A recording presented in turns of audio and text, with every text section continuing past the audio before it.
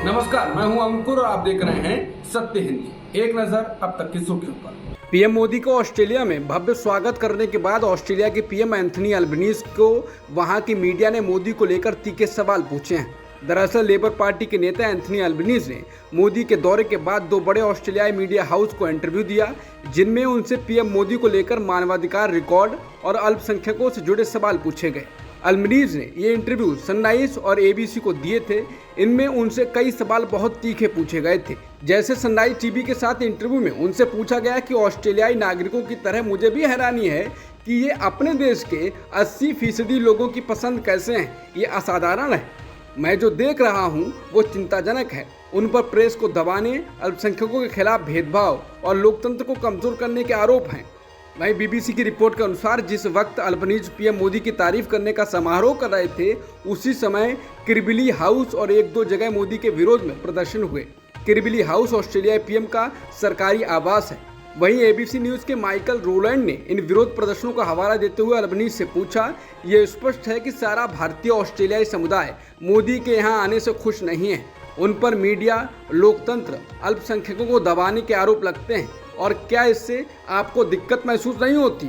हालांकि जवाब में बीबीसी के अनुसार अल्बनीज ने कहा, यहाँ ऑस्ट्रेलिया में लोगों के पास शांतिपूर्ण तरीके से अपने विचार रखने की आज़ादी है और राजनेताओं के बारे में सबकी अलग अलग राय होती है।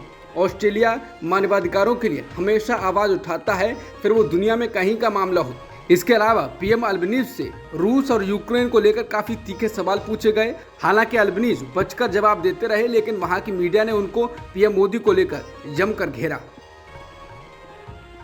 एनसीपी चीफ शरद पवार ने आज दिल्ली के मुख्यमंत्री अरविंद केजरीवाल से मुलाकात के बाद कहा कि पूरे देश में संकट है और ये दिल्ली तक सीमित मुद्दा नहीं है।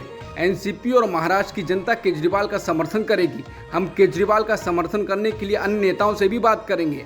हमें सभी गैर बीजेपी पार्टियों को एक साथ लाने पर ध्यान देना चाहिए। पवार ने संवाददाता सम्मेलन में कहा, ये संसदीय लोकतंत्र के लिए लड़ने का समय है और सभी गैर बीजेपी दलों से अरविंद केजरीवाल का समर्थन करने को कहा।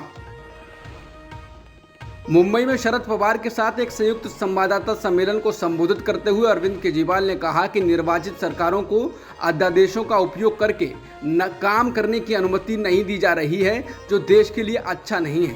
केजरीवाल ने अध्यादेश विवाद में केंद्र के खिलाफ आपकी लड़ाई का समर्थन करने के लिए एनसीपी प्रमुख को धन्यवाद दिया। वहीं इससे ठाकरे से मुलाकात के बाद मीडिया से बात करते हुए सीएम केजरीवाल ने कल दावा किया कि अध्यादेश का मतलब है कि नरेंद्र मोदी सरकार सुप्रीम कोर्ट में विश्वास नहीं करती है। उन्होंने ये भी आरोप लगाया कि केंद्र राज्य सरकारों को गिराने के लिए सीबीआई और ईडी जैसे केंद्रीय एजेंसियों का इस्तेमाल कर रहा है। कांग्रेस ने सीएसडीएस एनडीटीवी के सर्वे को ट्वीट किया है। साथ ही लिखा है कि सीएसडीएस एनडीटीवी के सर्वे में मोदी सरकार फेल हुई है। कांग्रेस ने आंकड़े लिखते हुए कहा है कि 57% लोगों ने कहा कि महंगाई को काबू करने में मोदी सरकार फेल हुई। साथ ही लिखा है कि 42% लोगों ने कहा कि आर्थिक स्थिति नहीं बदली है और 22% लोगों ने कहा कि आर्थिक स्थिति और खराब हुई है, यानी अच्छे दिन नहीं आए हैं। इसके अलावा 36% लोगों ने कहा कि विकास सिर्फ अमीरों का हुआ है, 18% लोगों ने कहा कि विकास किसी का नहीं हुआ है और 28% लोगों ने कहा कि चीन से अच्छी तरह नहीं निपटी है मोदी सरकार और 13% लोगों ने कहा कि सरकार ने औसत काम किया है।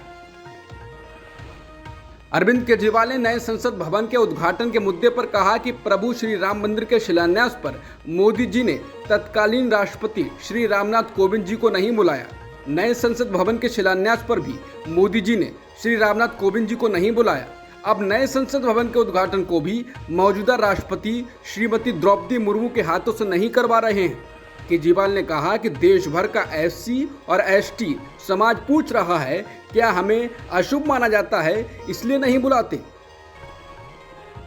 कांग्रेस नेता शिवाजी राव ने प्रेस कॉन्फ्रेंस कर कहा कि देश की पहली आदिवासी राष्ट्रपति द्रौपदी मुर्मू जी से नए संसद भवन का उद्घाटन नहीं करवाना लोकतंत्र का अपमान है। पूर्व राष्ट्रपति रामनाथ कोविंद जी को भी दिसंबर 2020 में इसी संसद भवन के भूमि पूजन के लिए नहीं बुलाया गया था। नए संसद भवन का उद्घाटन माननीय राष्ट्रपति जी के कर कमलों द्वारा होना चाहिए। कांग्रेस नेता ने कहा कि प्रधानमंत्री जी की अनुसूचित जाति जनगणना के बारे में ऐसी मानसिकता क्यों है। हम पीएम मोदी की तानाशाही के खिलाफ लड़ना जारी रखेंगे। नए संसद भवन को लेकर विवाद के बीच कांग्रेस नेता जयराम रमेश ने गुरुवार को देश की पहली आदिवासी राष्ट्रपति द्रौपदी मुर्मू को भवन का उद्घाटन करने के उनके संवैधानिक विशेषाधिकार से वंचित करने की केंद्र की आलोचना की है। उन्होंने ट्वीट कर कहा है कि कल राष्ट्रपति द्रौपदी मुर्मू ने रांची में झारखंड हाईकोर्ट परिसर में देश के सबसे बड़े न्यायिक परिसर का उद्घाटन किया। इसके साथ ही उन्होंने कहा, ये एक व्यक्ति का अहंकार और खुद का प्रचार करने की इच्छा है जिसने पहली आदिवासी महिला राष्ट्रपति को 28 मई को नई दिल्ली में नए संसद भवन का उद्घाटन करने के संवैधानिक विशेषाधिकार से वंचित कर दिया है। बहुजन समाज पार्टी के प्रमुख मायावती ने नए संसद भवन के उद्घाटन को लेकर बीजेपी का समर्थन किया है। साथ ही व्यस्तता के कारण शामिल न हो पाने की बात भी कही है। इसके साथ ही उन्होंने इस कार्यक्रम को लेकर विपक्ष के बहिष्कार की भी आलोचना की है। उन्होंने कहा कि केंद्र में पहले चाहे कांग्रेस पार्टी की सरकार रही हो या अब वर्तमान में बीजेपी की, बीएसपी ने देश और जनहित वाले मुद्दों पर हमेशा दलगत राजनीति से ऊपर उठकर उनका समर्थन किया है और 28 मई को संसद के नए भवन के उद्घाटन को भी पार्टी इसी संदर्भ में देखते हुए इसका स्वागत करती है। मायावती ने कहा कि राष्ट्रपति द्रौपदी मुर्मू जी द्वारा नए संसद का उद्घाटन नहीं कराए जाने को लेकर विपक्ष का बहिष्कार अनुचित है। सरकार ने इसको बनाया है, इसलिए इसके उद्घाटन का उसे हक है। मायावती ने कहा कि इसको आदिवासी महिला सम्मान से जोड़ना भी अनुचित है। ये उन्हें निर्विरोध ना चुनकर उनके विरुद्ध उम्मीदवार खड़ा करते वक्त सोचना चाहिए था। इसके साथ ही मायावती ने कहा कि उनको भी उद्घाटन समारोह का निमंत्रण मिला है, लेकिन पार्टी की लगातार जारी समीक्षा बैठकों संबंधी अपनी पूर्व निर्धारित व्यस्तता के कारण वो इस समारोह में शामिल नहीं हो पाएंगी। कर्नाटक के मुख्यमंत्री सिद्धारमैया पर कथित रूप से 24 हिंदुओं की हत्या का आरोप लगाने वाले एक वीडियो के वायरल होने के बाद बीजेपी विधायक हरीश पूंजा के खिलाफ एफआईआर दर्ज की गई है। कुछ इसी तरह की आपत्तिजनक टिप्पणी के लिए बीजेपी के एक अन्य विधायक और पूर्व मंत्री अश्वत्थ नारायण के खिलाफ भी एफआईआर दर्ज की गई है। अश्वत्थ नारायण ने सिद्धारमैया को खत्म करो वाले बयान दिया था। बता दें, बीजेपी विधायक पूंजा ने कहा था कि आपने सिद्धारमैया के लिए वोट मांगा जिसने 24 हिंदू कार्यकर्ताओं को मार डाला। आपने कांग्रेस के लिए वोट मांगा जो बजरंग दल पर प्रतिबंध लगाने का प्रस्ताव दे रही है। पूंजा ने 22 मई को बेलथांगड़ी में आरोप लगाया था कि सिद्धारमैया 24 हिंदू कार्यकर्ताओं की हत्या के लिए जिम्मेदार हैं। इसके बाद ही उन पर एफआईआर दर्ज कराई गई है। राजस्थान में मुख्यमंत्री अशोक गहलोत और सचिन पायलट के बीच चल रही तनातनी के बीच राजस्थान के मुख्यमंत्री अशोक गहलोत ने कहा है कि अगर कांग्रेस एकजुट होकर चुनाव लड़ेगी तो आगामी विधानसभा चुनाव जरूर जीतेगी और एक बार फिर सत्ता में वापसी करेगी। वहीं पायलट से मतभेद से जुड़े सवाल से बचते हुए गहलोत ने कहा कि हर कोई कांग्रेस आलाकमान की बात को मानता है।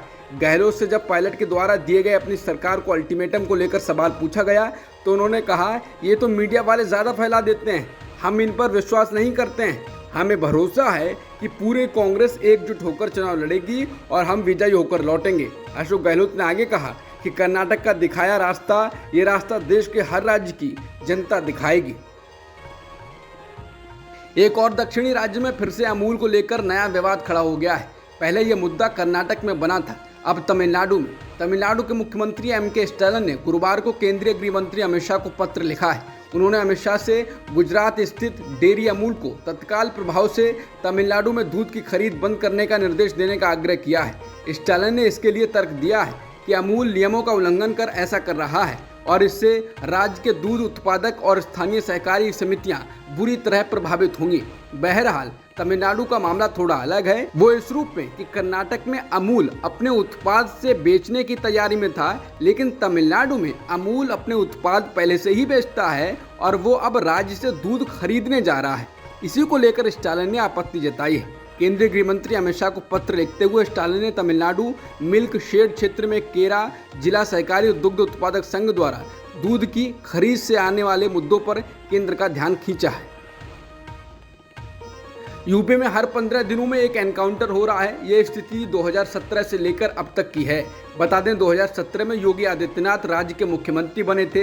एनकाउंटर और बुलडोजर यूपी में अब शासन की नीति का हिस्सा हो गए हैं। द इंडियन एक्सप्रेस ने पुलिस रिकॉर्ड की जांच से पाया है कि मार्च 2017 से जब योगी आदित्यनाथ ने पदभार संभाला था और आज तक राज्य में 186 एनकाउंटर हुए हैं। ये हर 15 दिनों में पुलिस द्वारा मारे जा रहे 1 से अधिक कथित अपराधियों का आंकड़ा है। हालांकि इन 6 वर्षों में सिर्फ घायल करने के लिए आमतौर पर पैर में पुलिस फायरिंग की बात आती है।